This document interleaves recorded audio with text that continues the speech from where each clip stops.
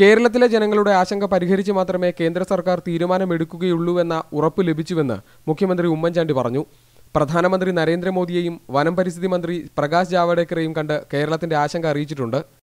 നിശ്ചയമായും അത് സ്റ്റേറ്റുകളുടെ അഭിപ്രായം കേൾക്കും. അഭിപ്രായങ്ങൾ കൂടി അറിഞ്ഞ ശേഷം മാത്രമേ തീരുമാനം എടുക്കത്തുള്ളൂ എന്ന് വ്യക്തമാക്കിയിട്ടുണ്ട്. അദ്ദേഹം അവിടെ വെച്ച് മീഡിയയോട് ഈ കാര്യം തുറന്ന് പറയുകയും ചെയ്തിട്ടുണ്ട്.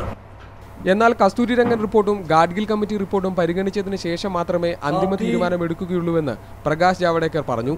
എല്ലാ സംസ്ഥാനങ്ങളുടെയും വാദഗതികൾ കേട്ട ശേഷമായിരിക്കും തീരുമാനം. ഇതിനായി സംസ്ഥാനങ്ങളുടെ യോഗം വിളിക്കും. Let me assure that without talking to the concerned states about Western Ghats, that is Maharashtra, Karnataka, Kerala, we are not going to take any decision, and more than that, we will definitely take aspirations of people living there also into account. പശ്ചിമഘട്ട സംരക്ഷണത്തിനായി Gadgil committee report നടപ്പിലാക്കുമെന്ന് BJP തെരഞ്ഞെടുപ്പ് പ്രകടന പത്രികയിൽ പറഞ്ഞിരുന്നു.